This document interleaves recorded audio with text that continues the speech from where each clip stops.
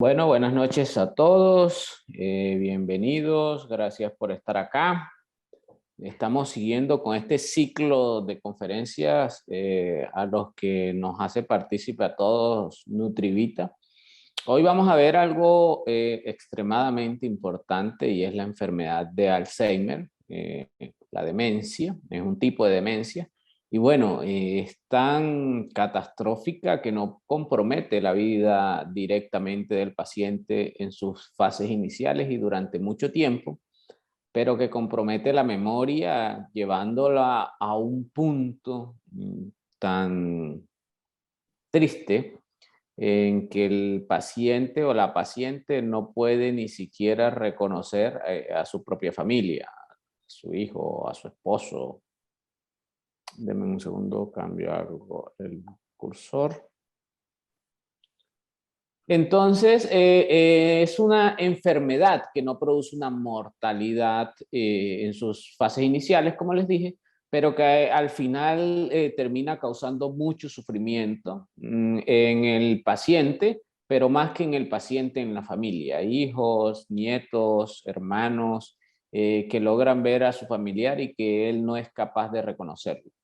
En la medicina convencional hay muy pocas opciones terapéuticas y el medicamento que está aprobado por la FDA para el tratamiento de esta enfermedad es la memantina. No hay otro medicamento que esté indicado específicamente para tratar la patología. Sin embargo, hay más opciones, pero ninguna directa para ella. Por esa razón, nosotros enfocamos esta conferencia preguntándonos, ¿solo es memantina para tratar el Alzheimer? Entonces, el Alzheimer tiene muchas opciones terapéuticas y todo lo que les vamos a indicar el día de hoy no requiere que usted le suspenda la memantina si la tiene el paciente. Yo incluso a mis pacientes le anexo memantina a algunos casos de acuerdo a la severidad y muchos responden de manera adecuada, otros no responden a la memantina y le quito eso y le sigo el resto del tratamiento. Entonces, antes que nada, recordar, como siempre lo hemos hecho, recordar un poco de anatomía y recordar un poco de fisiología para poder llegar a entender en qué consiste el tratamiento que vamos a dar. Sabemos, lógicamente, la estructura de nuestro cerebro, los que estamos aquí es, en esta conferencia, casi todos médicos o profesionales de la salud. Entonces, esa estructura cerebral también se puede dividir según su función y su característica es que el lóbulo izquierdo está asociado al intelecto o al cálculo, mientras que el derecho está asociado más al arte, a la cultura.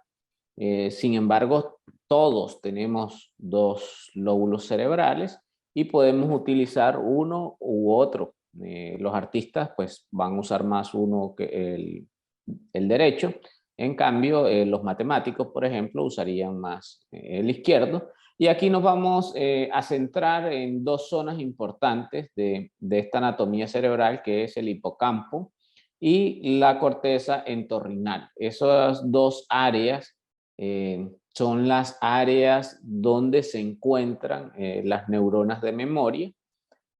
Por eso, cuando usamos medicina biológica, usamos algunos medicamentos que son específicos para tratar esas áreas. Hoy vamos a aprender qué otros tratamientos podemos usar sin necesidad de determinar un punto específico al que vamos a impactar. Vamos a impactar el todo. Entonces, la fisiología, pues en la fisiología tenemos que recordar que tenemos en el cerebro, como en las demás células, un espacio intracelular y un espacio extracelular, y que ese espacio intra y extracelular va a estar en intercambio continuo de algunos elementos y moléculas que de una u otra manera impactan en la carga eléctrica que va a tener ese sujeto. Esas moléculas a través de las membranas se pueden transportar por transportes activos o pasivos que consuman o no energía y que esos cambios en las polaridades van a hacer un cambio en el voltaje de la célula. Y como les he dicho en conferencias anteriores, cuando hablamos de energía en medicina alternativa, en medicina funcional, estamos hablando de cambios de polaridad en las membranas celulares, generalmente. Si ustedes se dan cuenta, este cambio en la fibra nerviosa es de menos 94 milivoltios a más 61 milivoltios, que van a ir cambiando de acuerdo a cómo vaya el estímulo de despolarización o de repolarización. Entonces, muchas veces le decimos al paciente, vamos a ayudarle con la energía, y los pacientes se imaginan algo sobrenatural o algo extraño, y cuando los medicamentos de nosotros actúan sobre la energía del paciente, actúan sobre los voltajes de las membranas, pero no de las membranas solamente, sino que cuando hay reacciones químicas entre las moléculas, los voltajes también cambian. Para poder seguir adelante, también tenemos que saber algo de algunos receptores. Hemos repasado algo breve de la anatomía, hemos repasado algo breve de la fisiología y de la bioquímica, pero también tenemos que conocer estos receptores, los receptores NMDA, que desempeñan un papel muy importante en la función sináptica, porque nos da plasticidad sináptica, están involucrados en el aprendizaje y están involucrados en la memoria. Entonces necesitamos unos buenos receptores NMDA o un buen estímulo del receptor NMDA para recuperar la memoria de ese paciente que la tiene perdida. Esos receptores NMDA pueden estar influidos por varias sustancias, entre las que tenemos el calcio, el magnesio, el zinc, y otras que voy a demostrar más adelante. No me voy a detener mucho en ellos para que podamos entrar en materia, y tienen varios subgrupos, y esos subgrupos, de una u otra manera, el estímulo cambia de acuerdo a la sustancia. ¿Qué quiere decir eso? Pues quiere decir que, por ejemplo, yo tengo magnesio en este paciente, y mire que cuando el magnesio llega a uno de los receptores, enseguida hay un cambio de voltaje.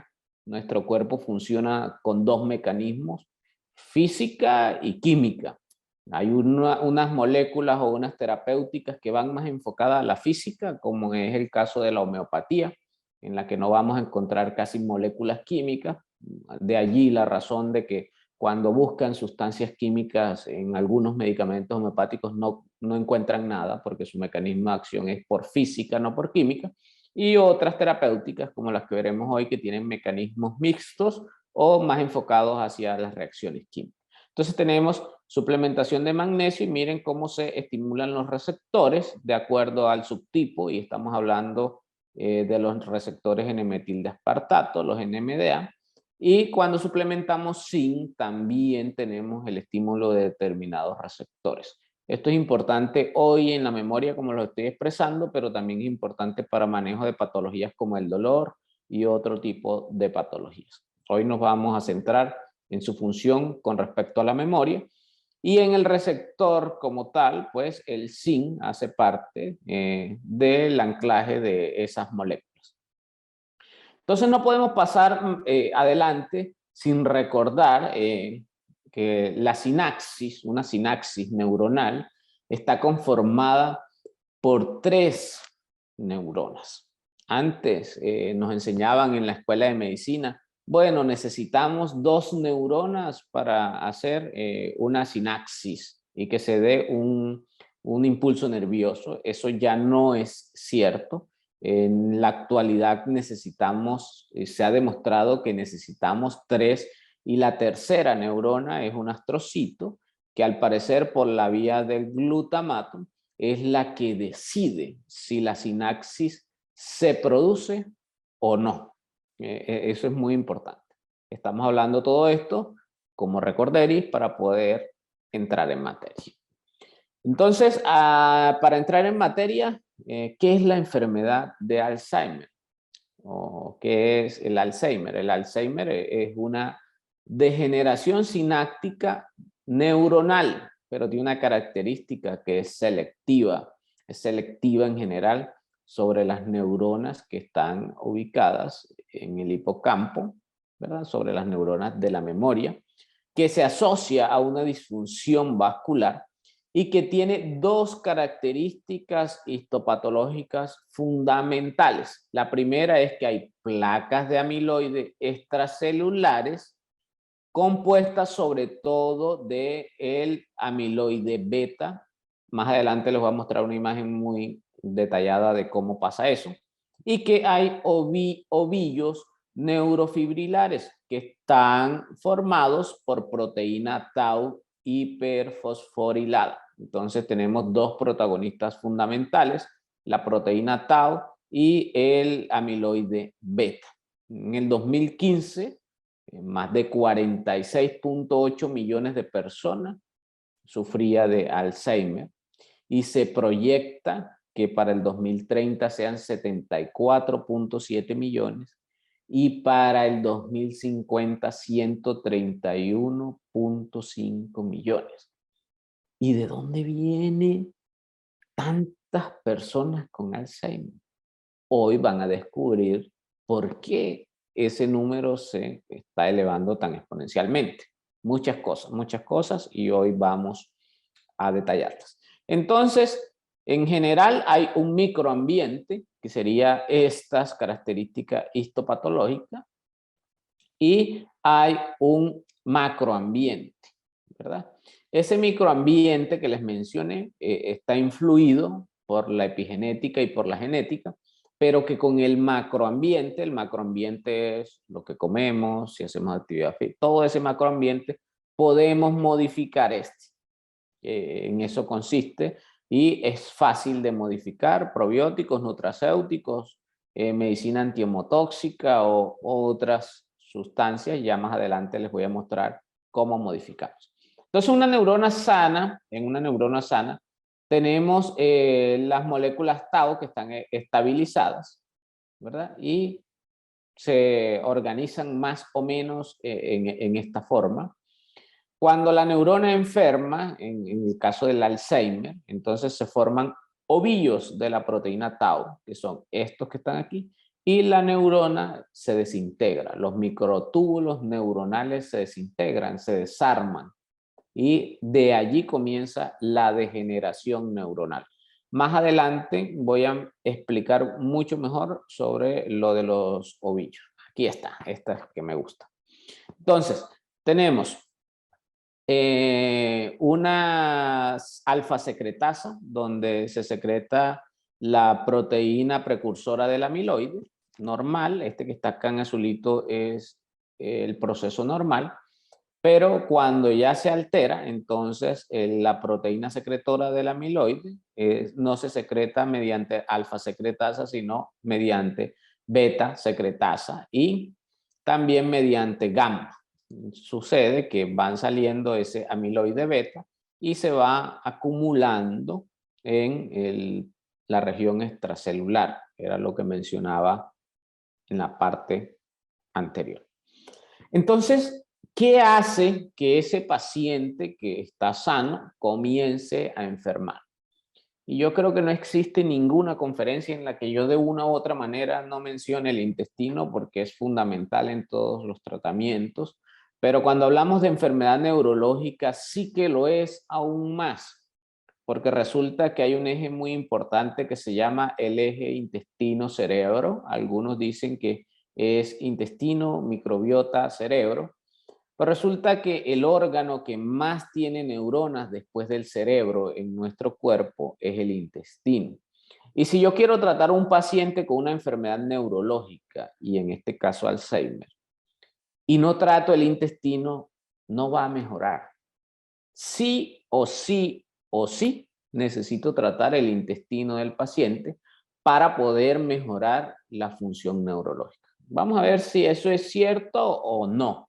¿Qué evidencia hay y cómo es que el intestino puede influir en el cerebro?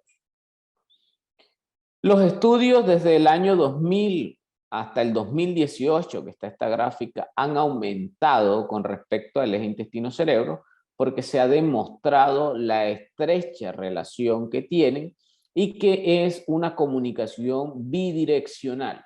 Incluso hay nervios que llevan más información al cerebro que la que sale de allí, comparados o su función con el intestino.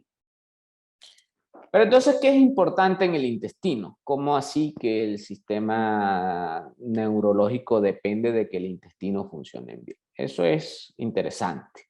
Y antes de pasar allá, quiero recordar que tenemos varias colonias o varios tipos de cepas de microbiota, de microbioma, en nuestro intestino. Entonces recordemos que el microbiota es un sinónimo parcial de microbioma, pero no son lo mismo. Entonces esta microbiota, que son las bacterias, están en cada una de las partes de nuestro cuerpo distribuidas en formas distintas, y en el intestino, que es lo que nos lleva hoy acá, pues están más repartidos o su mayor concentración son firmicutes y bacteroides. Esta sería la flora que deberíamos esperar tener en un paciente que tiene intestino sano. Pero miren lo que sucede. Cuando tenemos, antes de explicar quiero mostrar esto. Entonces, cuando tenemos un paciente con disbiosis intestinal, por cualquier causa, tenemos la microbiota afectada por cualquier causa, en este trabajo se refieren al uso de antibióticos, pues se va a modificar la microbiota intestinal, va a aumentar la secreción de sustancias proinflamatorias, y eso va a deteriorar la función neurológica. Y aquí quería llegar a esta imagen. Mire, esta es una representación esquemática del nervio vago. El nervio vago es la principal comunicación neurológica entre el cerebro y el intestino. Y si se dan cuenta, miren que el 80% de las fibras del nervio vago van en dirección ascendente, no descienden, no son eferentes, son aferentes. Y solo el 20% de sus fibras van en dirección descendente. Lo que quiere decir que los trastornos de la microbiota y los procesos que se desarrollen acá van a impactar de manera directa la función cerebral. Incluso hay sustancias o moléculas que son transportadas por el nervio vago de manera ascendente hacia el cerebro. Teniendo todo eso en cuenta, ahora sí, vamos a ver esta diapositiva, esta gráfica que no la habíamos visto, y miremos cómo un paciente cuando está más acá es donde está normal. Pero y esta línea que está acá es cuando los marcadores están anormales. Entre más se eleva el amiloide beta, esta línea roja que tenemos acá, el paciente va a llegar más rápido a estar en un estado de demencia. Pero primero miren cuándo comenzó a elevarse este amiloide beta en este espacio de tiempo. Después de esto se eleva la proteína tau, se comienza a elevar. Lo último que sucede, ya hay un daño, lo siguiente que sucede es un daño en la estructura, y posterior a eso un deterioro cognitivo, y lo último que sucede, que era lo que iba a comentar, es un deterioro de la función clínica. Lo que quiere decir que este proceso en un paciente en el que comenzó a elevar el amiloide beta, cuando nosotros tenemos ya pérdida de la memoria en el sujeto, hace muchos años comenzó. Y aquí va un detalle. Cuando el paciente inicia la enfermedad, o cuando usted le consulta a un paciente, doctor, es que estoy perdiendo la memoria, usted lo primero que puede preguntarle es, ¿hace cuántos años tuvo un problema intestinal? Y de acuerdo a la severidad de la patología, en general los pacientes le dicen hace 5 años, 6 años, o la familia le dice, no, es que él tuvo un problema intestinal o cambió los hábitos intestinales, y es más o menos el tiempo en que ya se comienza a aumentar el amiloide beta. No es una manera exacta, es una forma indirecta de poder hacer una línea del tiempo donde podamos identificar en qué momento ese paciente comenzó a hacer esa disfunción. Entonces miremoslos de forma esquemática. Dijimos que el 80% de las fibras del vago van en vía ascendente, son aferentes, y solo el 20% descienden. Cuando tenemos un intestino con un aumento de la permeabilidad intestinal, pues hay un aumento en la inflamación sistémica, lo que genera que se eleven los niveles de interleucina 6, de factor de necrosis tumoral alfa, la interleucina 1 beta, que aumente la permeabilidad de la barrera hematoencefálica y que aumente la muerte neuronal. Pero ¿por qué aumenta la muerte neuronal? Porque aumenta la inflamación, o sea, hay un aumento en la neuroinflamación y eso al final es la causa de la enfermedad neurológica. No me voy a detener mucho acá, pero aquí tenemos que ver que el sistema, el nervio vago está asociado al sistema parasimpático y que podemos influirlo con plantas adaptógenas. Hay unos mecanismos con los que un paciente que no es severo, tú puedes estimular el vago, que es que haga gárgaras de agua fría, poniéndole compresas frías en los ojos o hielo, paletitas de esas de gel en las axilas. Esas son algunas terapéuticas en las que pacientes que no sean severos, uno los puede llevar a estimular el sistema nervioso parasimpático, pero que sin duda, cuando hay una alteración de ese parasimpático y una afectación del vago, pues se van a afectar todas las vías que van a producir que haya o no más factores proinflamatorios y más inflamación central al final.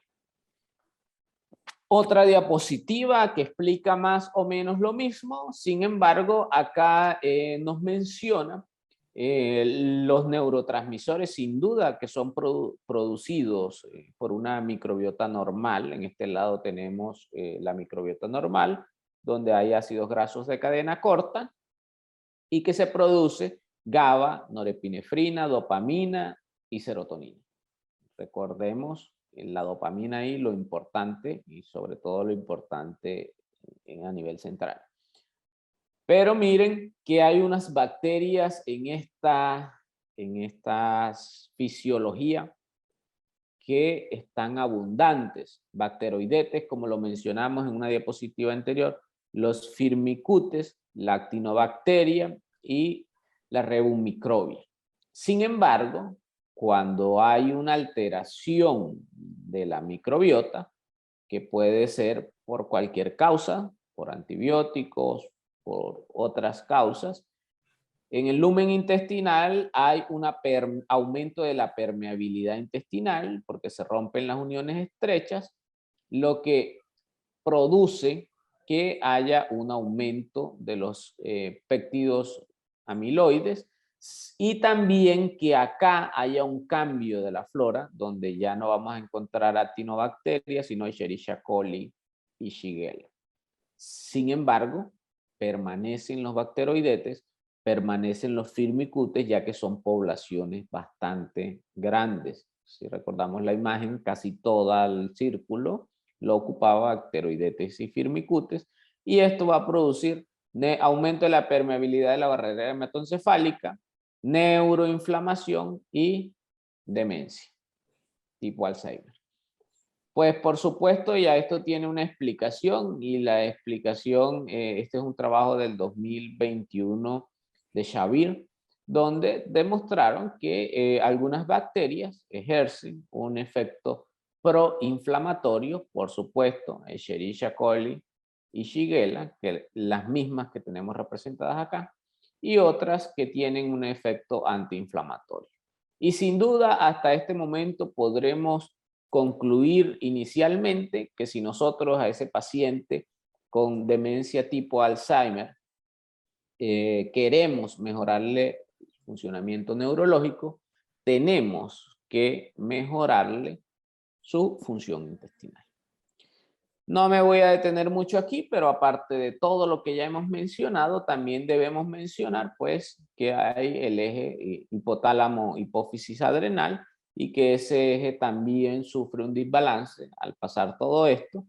Cuando hacemos las maniobras vagales tratamos de influir en ese balance, lo que le mencioné, pero en pacientes no severos, generalmente no Alzheimer, y que todo esto va a tener un efecto, uno, sobre el cortisol, sobre el sistema inmune, sobre la circulación, sobre la memoria, las emociones, y todo es un ciclo vicioso.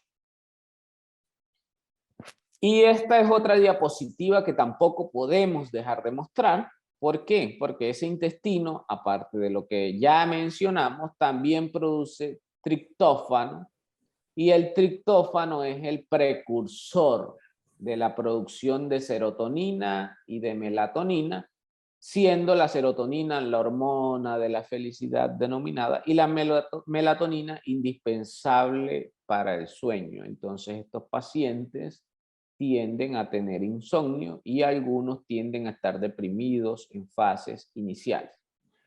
Entonces, viendo toda esa evidencia y todo lo que podríamos encontrar, y podríamos llenar esta diapositiva de todos los estudios o muchos estudios al respecto, ya podemos concluir hasta esta diapositiva que en ese paciente de Alzheimer una cosa que tenemos que hacer es mejorar el intestino. Y no hemos dicho que solo es memantina, ni que la quitemos, ni que es mala, no hemos mencionado nada de eso. Hemos mencionado mejorar el intestino y, como les dije al inicio, yo les pongo a los pacientes incluso memantina si no tienen. Pero el otro actor importante, ahí vamos a mencionar varios actores en este proceso. El primer actor fue el intestino. El segundo actor en esta película del Alzheimer es la fosfatidilcerina o la fosfatidilcolina, son precursores y que hacen parte de la membrana. Aquí podemos ver, está representado varios de los componentes de la membrana, donde tenemos la esfingomielina de color moradito, tenemos moléculas de colesterol, la fosfatidilcolina, la fosfatidilcerina, la fosfatidiletoanolamina y el fosfatidilinositol, que son partes fundamentales de la pared celular.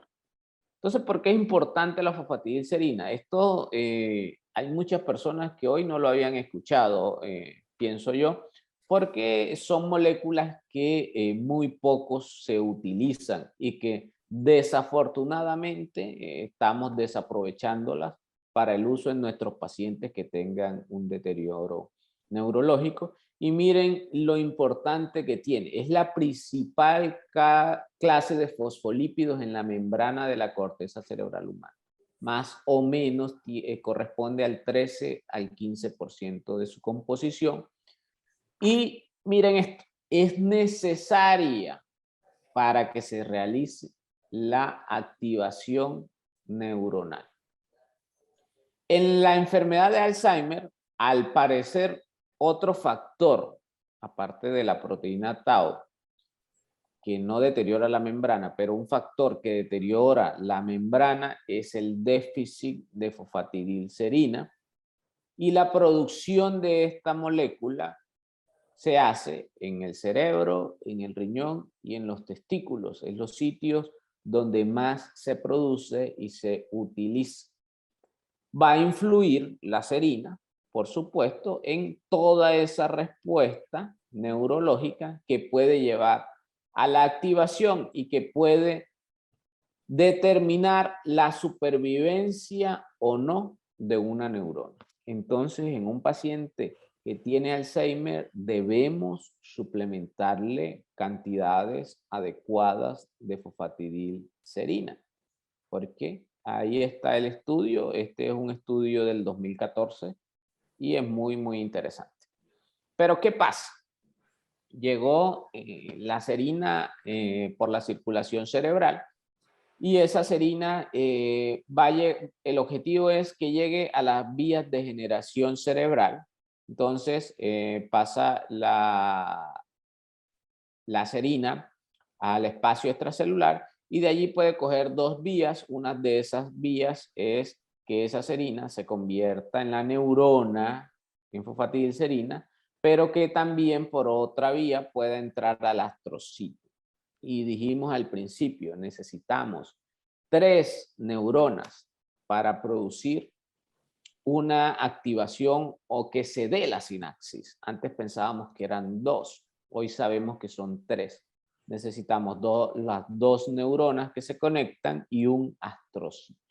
O sea que con eso estamos, aparte de mejorar la pared de la célula, la membrana, vamos a mejorar la activación celular.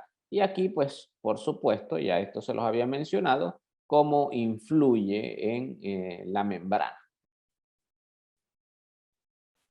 Tercer actor en este tratamiento del Alzheimer, hemos mencionado la mejoría de la función intestinal, la fosfatidilcerina, ¿qué hace? Y vamos a mencionar un poco los ácidos grasos.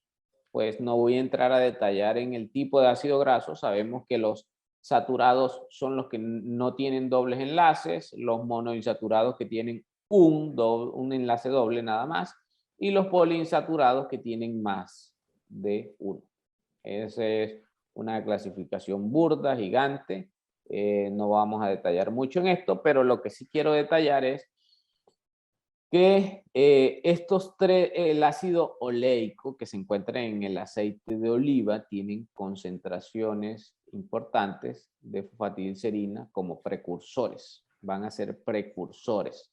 También tenemos los omega 6, pues tenemos un montón de omega 6 y nuestra alimentación está hasta arriba de omega 6. No es lo que queremos darle más omega 6 al paciente, ni nosotros queremos es compensar ese equilibrio y ese equilibrio lo compensamos con aceites, sobre todo omega 3 de buena calidad. Sin pasar de los omegas, no puedo dejar de pasar de acá sin mostrar este estudio. Este es un estudio que no hizo Nutrivita, se hizo en el 2015, en donde se comparó el uso de EPA, DHA y astaxantinas en ratas Wistar. Les dieron el tratamiento, eso fue un estudio ex vivo, les dieron el tratamiento a un grupo y otro grupo no recibió tratamiento. Después del tratamiento se sacrifican los sujetos y se toman cortes histológicos del cerebro. El medicamento que se usó en este estudio fue el Megaret. Como le digo, no lo patrocinó el laboratorio, por lo tanto el resultado no está sesgado. Y además no utilizaron astaxantina, DHA y EPA, o sea, fue este medicamento. Lo cogieron, lo sacaron y eso fue lo que le dieron a los sujetos de prueba. Entonces, de este lado, en la A, en la C, en la E y en la G, están el grupo que sí recibió el EPA, el DHA y la astaxantina, el Megaret. Y del lado derecho, en el B, en el D, en el F y en el H, está el grupo que no recibió, no recibió nada.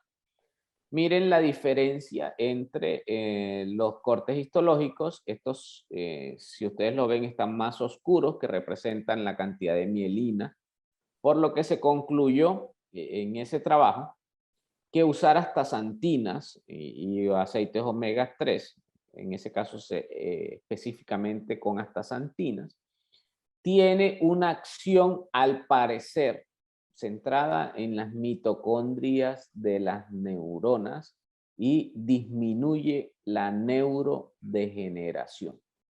Entonces, si vamos a usar un omega 3, ideal que sea un omega 3 que tiene astaxantinas por el efecto ya demostrado. Hay trabajos específicos de omega 3 y el efecto sobre el sistema neurológico, sobre todo el efecto sobre la neurogénesis. Necesitamos grasas buenas para que el cerebro esté bien. Nuestro cerebro es 60% grasa y pues ahí está ese actor. Vamos a mencionar otro actor que no es menos importante, que es la vitamina D, que la podemos medir, pero que escasamente la medimos en nuestros pacientes. Y yo atiendo pacientes en Barranquilla, en Santa Marta, y no debería, entre comillas, si decimos que la vitamina D se activa por el sol, haber deficiencias. Pero de 100 pacientes, 90 o más tienen deficiencias y algunas deficiencias muy, muy severas. Y recordemos que casi todas las células del cuerpo tienen receptores de vitamina D y que pueden o que se necesita para influir en cada uno de nuestros sistemas, en la respuesta inmune, en disminución del riesgo tumoral, en todo, en la presión arterial, en el riesgo cardiovascular. O sea, nosotros necesitamos tener buenos niveles de vitamina D. Más adelante les voy a decir cuáles serían los niveles adecuados. Y cuando se descubrió la vitamina D, se le puso el nombre de vitamina D. Posteriores estudios demostraron que no era una vitamina, sino una prohormona cerebral, pero sin embargo siguió conservando el nombre de vitamina D. Esa vitamina D, se han hecho trabajos que demuestran, Moretti en el 2018, que es necesaria para tratar pacientes con esclerosis múltiple, con Alzheimer, con Parkinson, con enfermedades cerebrovasculares o accidente cerebrovascular, ya que los receptores de vitamina D están en altas cantidades en el hipocampo, en el hipotálamo, en el tálamo, en la sustancia negra, en la corteza, y al parecer es un regulador génico de la síntesis de acetilcolina, dopamina, serotonina y GABA. Entonces, activa los genes que sintetizan esas moléculas. Entonces, es necesario dar vitamina D para mejorar, en este caso que estamos hablando, las cantidades pues, de dopamina, de serotonina y otras sustancias. Otra vitamina que también se nos olvida y las estoy mencionando porque es importante, es la vitamina B. Muchos de estos pacientes usan o han usado inhibidor de bomba de protones u otras sustancias por gastritis o algo que es muy común en la actualidad. Más adelante hablaremos un poco al detalle de eso. Y eso altera de una u otra forma la absorción de las vitaminas. También hay muchos pacientes actuales que tienen cirugías bariátricas y eso influye. Se está tomando los suplementos. No, me los tomé un tiempo, pero ya no. Y mídale los niveles de vitaminas y están por el suelo y le consultan por otra cosa. Un marcador que necesitamos hacer en este caso es la homocisteína. Las concentraciones disminuidas de homocisteína están relacionadas, las concentraciones altas de homocisteína, perdón, están relacionadas con la disminución de la vitamina B. Se demostró que la suplementación de vitamina B va a disminuir también la atrofia cerebral en estas fotos que tienen acá.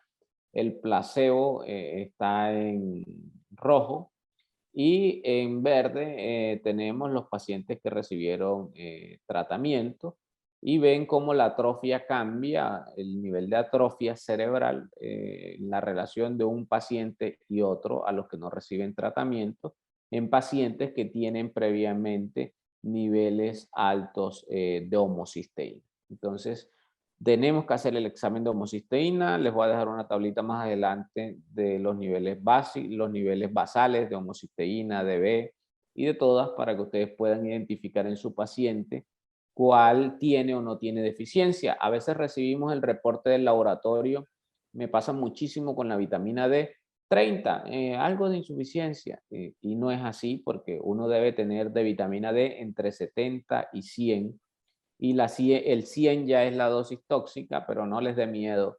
Yo uso con pacientes, por ejemplo, que tengan 30, 15.000 unidades diarias y a cabo de 60, 90 días le hago el control y apenas está en 70, 80.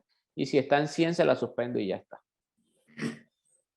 Entonces miren que aquí hay tres cosas que influyen en este deterioro cognitivo relacionadas con los folatos y con la vitamina B12 y es el estilo de vida, las enfermedades y las drogas. Eso va a hacer que se aumente la homocisteína y que haya un deterioro cognitivo y todo esto es un ciclo vicioso porque cuando hay deterioro cognitivo hay más cambio en el estilo de vida porque ya el paciente no sale, no camina solo, tienen que cuidarlo, está enfermo y recibe más drogas.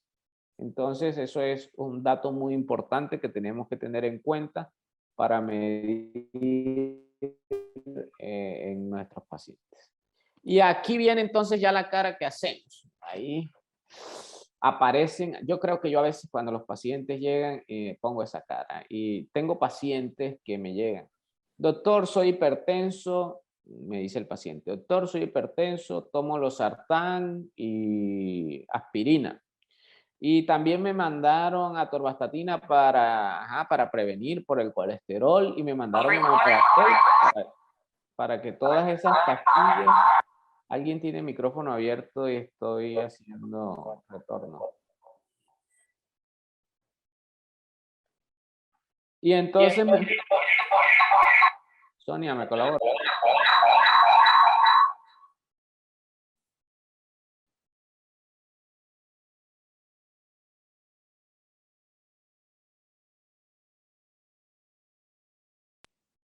¿Me escuchan? ¿Sí?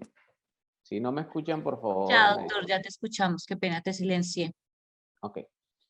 Listo, bueno, entonces, ese paciente que les contaba, hipertenso, un solo antihipertensivo, pero ya tenía una estatina y tenía un bloqueador de bomba de protones para prevenir. La estatina es para prevenir que se suba el colesterol y el inhibidor de bomba de protones para prevenir que le dé gastritis, pero resulta que eso en vez de prevenir está haciéndole daño y aquí no me voy a centrar, no me voy a detener más en esto, pero sí es muy importante. El inhibidor de bomba de protones produce demencia. El omeprazol, el lansoprazol, el esomeprazol producen demencia, producen pérdida de la memoria. Quítele a todo el que usted pueda los inhibidores de bomba de protones. ¿Por qué digo a todos los que usted pueda? Bueno, porque hay pacientes específicos en los que no se puede. Si el paciente tiene una úlcera que estaba sangrando y que acaba de salir del hospital, si no lo tiene, yo se lo mando. Muy claro. Pero la mayoría de pacientes que reciben inhibidor de bomba de protones están mal indicados. Entonces, las bombas de protones no solo existen en el estómago, la bomba de protones también está en el cerebro. Entonces, ese inhibidor de bomba de protones bloquea las bombas gástricas de protones, pero también bloquea las bombas de protones a nivel cerebral y al parecer interfiere en la absorción de coenzima Q10, fundamental para que se dé la cadena respiratoria, fundamental para que se den otros procesos bioquímicos a nivel central. Y como ñapa, altera la función gástrica, altera la secreción de factor intrínseco y disminuye los niveles de vitamina B12, que como vimos en el trabajo anterior, se demostró que se requiere para tener una buena salud cerebral. Pero también las estatinas han entrado en conflicto porque al parecer influyen de alguna forma en la memoria. También las estatinas no es que sean siempre un veneno, usted debe saber a qué paciente se lo quita y si está indicado. Si yo tengo un paciente que le pusieron un stent o que se infartó hace 15 días y sale del hospital, si no la tiene, yo mismo se la mando para que estabilizar la placa. Si tengo un paciente con angina inestable, yo mismo se la mando.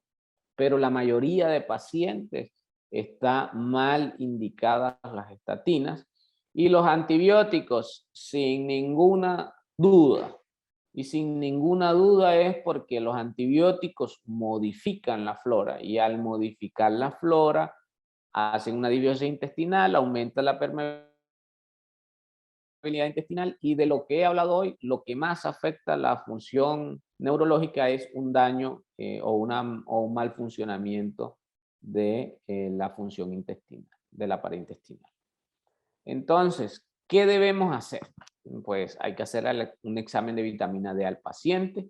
¿Cómo se escribe en la fórmula, doctor? La más específica es medirle vitamina D 25 OH total. Usted le escribe así y ya el paciente le va a traer el reporte. El laboratorio se lo hace. ¿Cuánto es el nivel que debería tener de manera funcional? De 70 a 100. La vitamina B6, muy variable, varía de acuerdo a la edad. La vitamina B12, al menos tener 485. Si usted ve los valores de vitamina D en la referencia, no son esos, son mucho menores. Si usted ve los valores de vitamina B12, dicen que desde 200 es normal.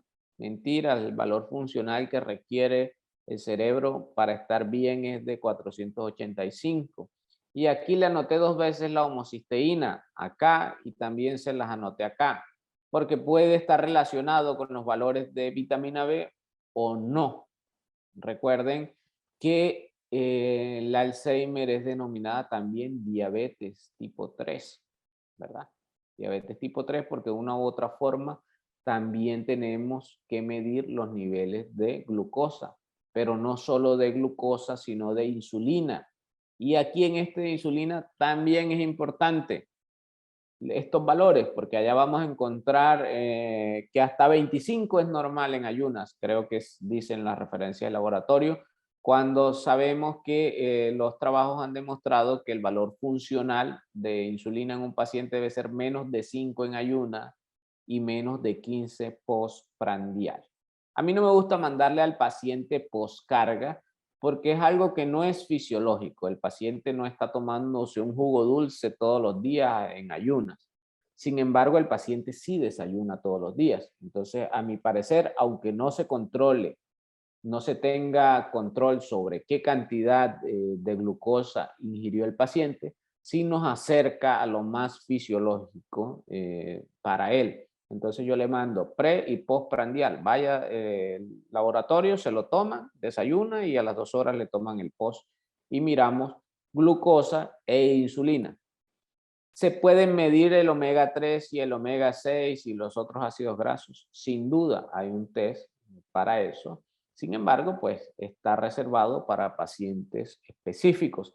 Hay otros test como test que nos miden las concentraciones de algunos neurotransmisores y de acuerdo a lo que salga uno también toma algunas decisiones, pero estos son los exámenes básicos sin olvidar el litio que creemos que solo se le hace a los pacientes psiquiátricos que toman litio o de cualquier otra patología que toman litio.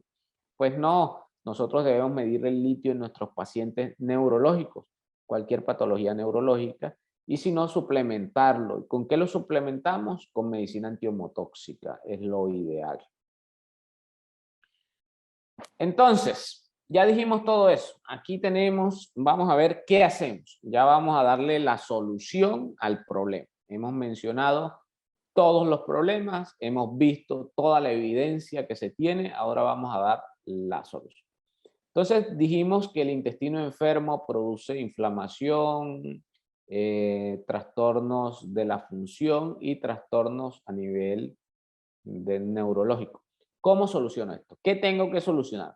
3 cosas básicas. En el intestino hay que solucionar la microbiota. Si vemos, esta microbiota está como medio dañada. La capa de moco está delgada. Las uniones estrechas se han roto y las células están dañadas. Y hay todo este proceso de inflamación. Ojo, esto que les voy a mencionar acá es un plan para rehabilitar la función intestinal, independiente del paciente que usted tenga. Si usted tiene un paciente con un síndrome de intestino irritable, así puede rehabilitar la función intestinal. Esto es rehabilitación de la función intestinal. no necesariamente solo para el Alzheimer. Pero como lo que estamos viendo es que si el intestino está mal, el Alzheimer no mejora, necesitamos mejorar el intestino. Primer paso, recuperemos la microbiota y la capa de moco. Listo, ahí va. Ahí la tenemos y eso lo hacemos dando un simbiótico o un probiótico de buena calidad. Este medicamento de Nutrivita es un simbiótico y un simbiótico es un medicamento que tiene un probiótico y tiene prebiótico. O sea, tiene la cepa bacteriana y tiene el alimento para la cepa. Tiene buenos resultados, entonces usted va a darle probiótico. ¿Cuánto le va a dar? Depende de su paciente. En el caso de Alzheimer yo le doy 3 diarias, al menos 40 días. Si es un paciente, no, es que yo no tengo nada, pero quiero darme probióticos, tómese una al día. No, yo tengo un paciente que tiene un dolor del hombro y tiene gas intestinal. Pueden ver en la página de Nutrivita está montada una conferencia de intestino que los va a orientar mucho. Y a ese paciente, listo, 2. Pero en general, en el caso de Alzheimer, 3. 3 veces al día.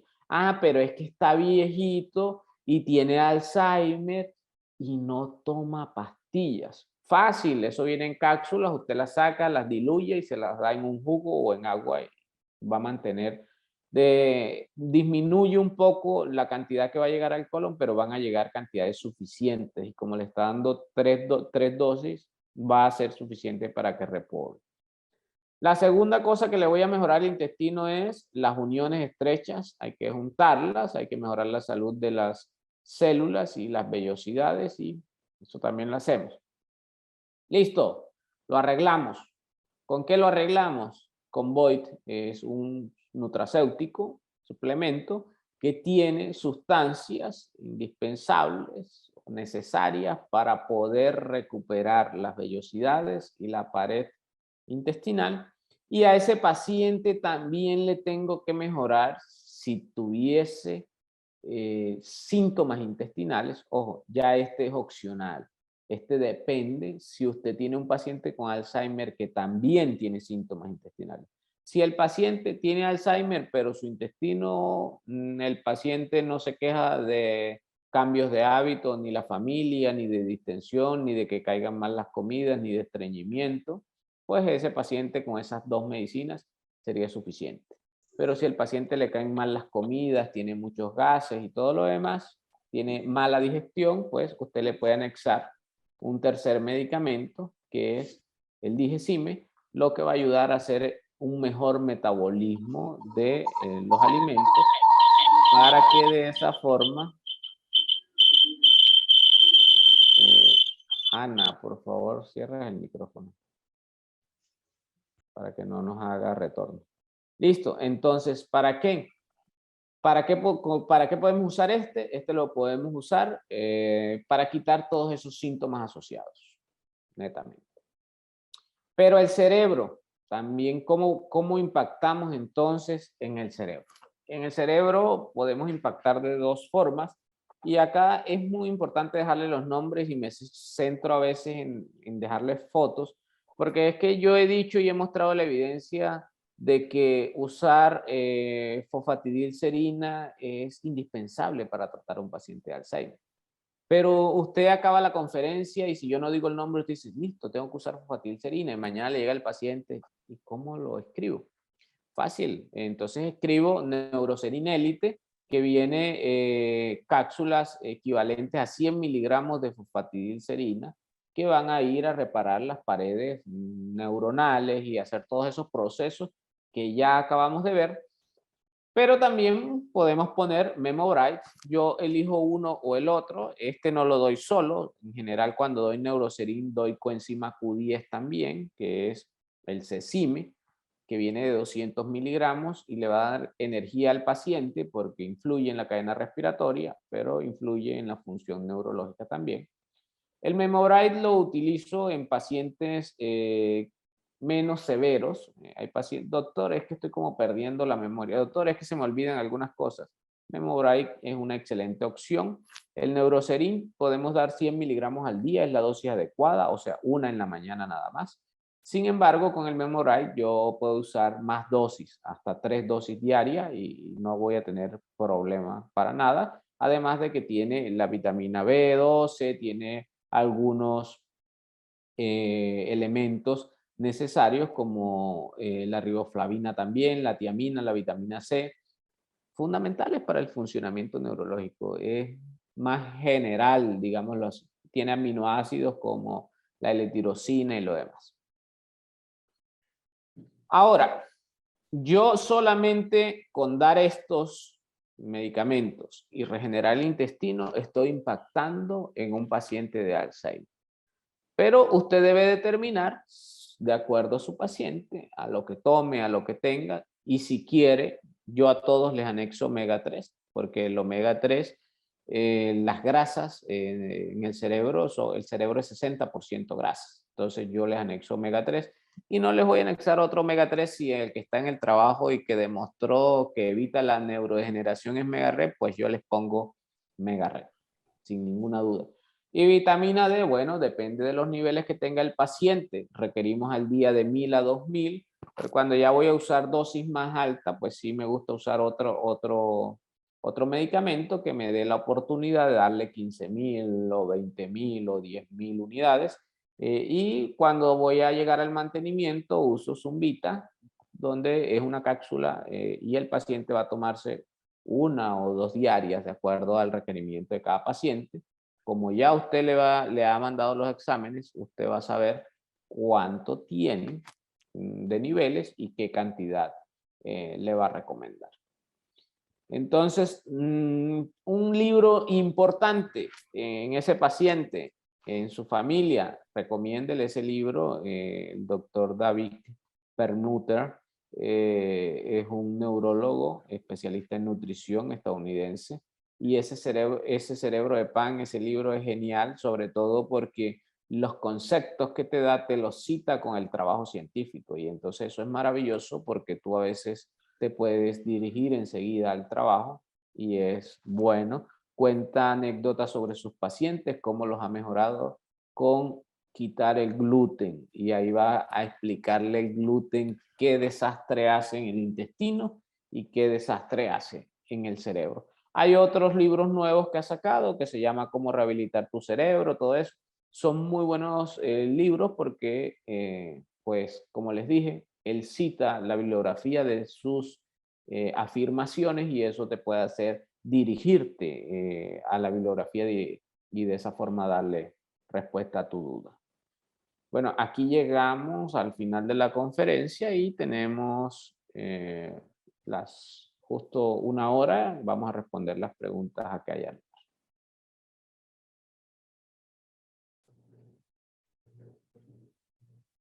Buenas noches para todos. Si tenemos alguna serie de preguntas, pues la idea es que aprovechemos que está nuestro doctor ahorita para resolverlas.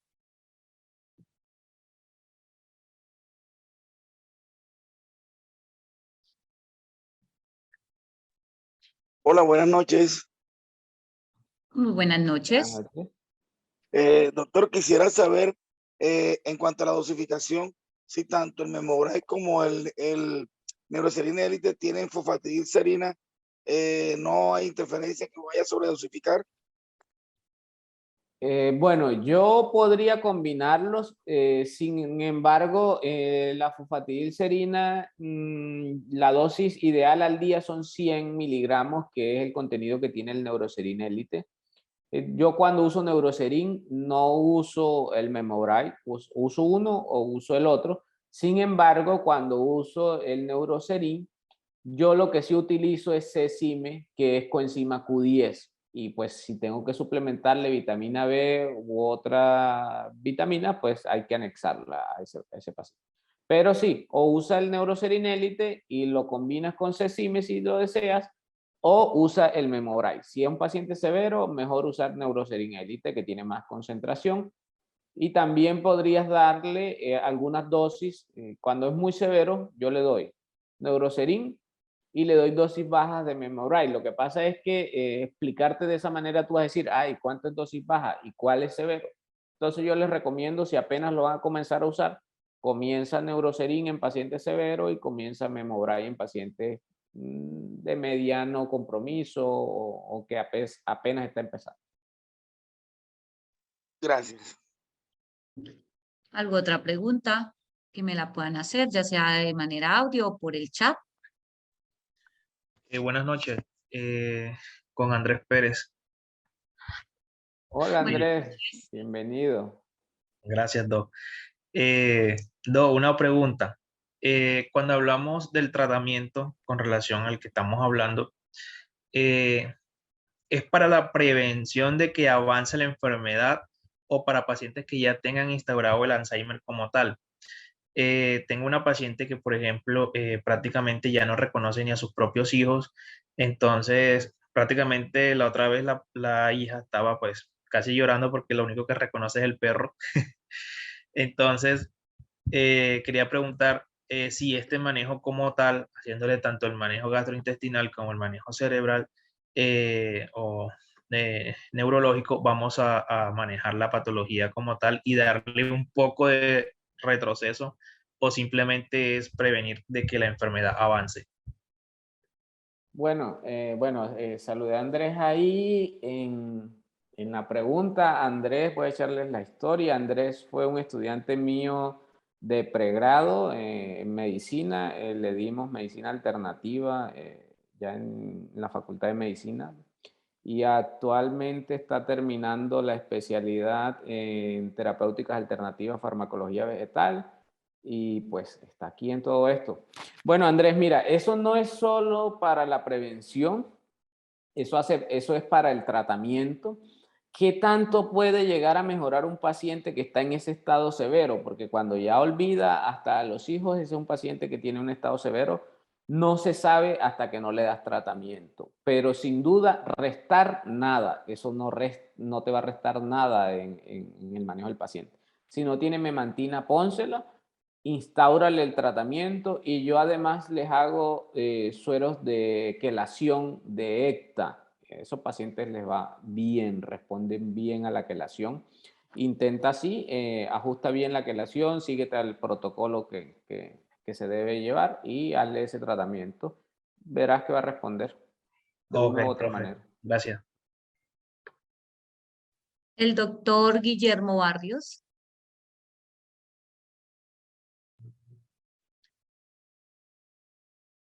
Doctor Guillermo, su pregunta. Bueno, No te escucho, Sonia, creo que está silenciada. discúlpame. Doctor, mientras el doctor Guillermo nos contesta, nos hacen una pregunta. El doctor Giraldo me dice, ¿qué experiencia tiene y en cuáles de estos elementos para el uso intravenoso? ¿De qué? Yo lo que uso, me imagino que es de la quelación. Bueno, yo lo que uso para quelar a mis pacientes es ECTA. Con ECTA hago la quelación, no he tenido ningún problema. Las complicaciones son en general hipocalcemia. Debes tener siempre gluconato de calcio. ¿Y qué experiencia? Mucha. Yo todos los pacientes los quelo con ECTA. Si quiero ser más específico, yo les hago un test de minerales de cabello, del cabello del temporal, le toman la muestra y le hacen, lo mandas al laboratorio y le hacen el test de minerales y en el test de minerales te sale cuáles están elevados, cuáles están disminuidos y puedes hacer una quelación más dirigida.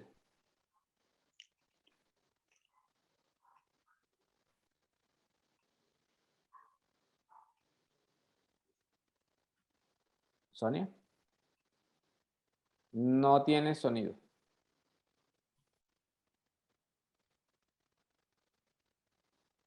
Bueno, entonces, doctor, quería hacer una pregunta sobre el uso del ácido palmítico en combinación con otros nutracéuticos para el colon con vitamina C y otros que usted mencionó hoy. Si tiene alguna experiencia o sabe de algún estudio en especial en paciente con Alzheimer que tenga también candidiasis sistémica.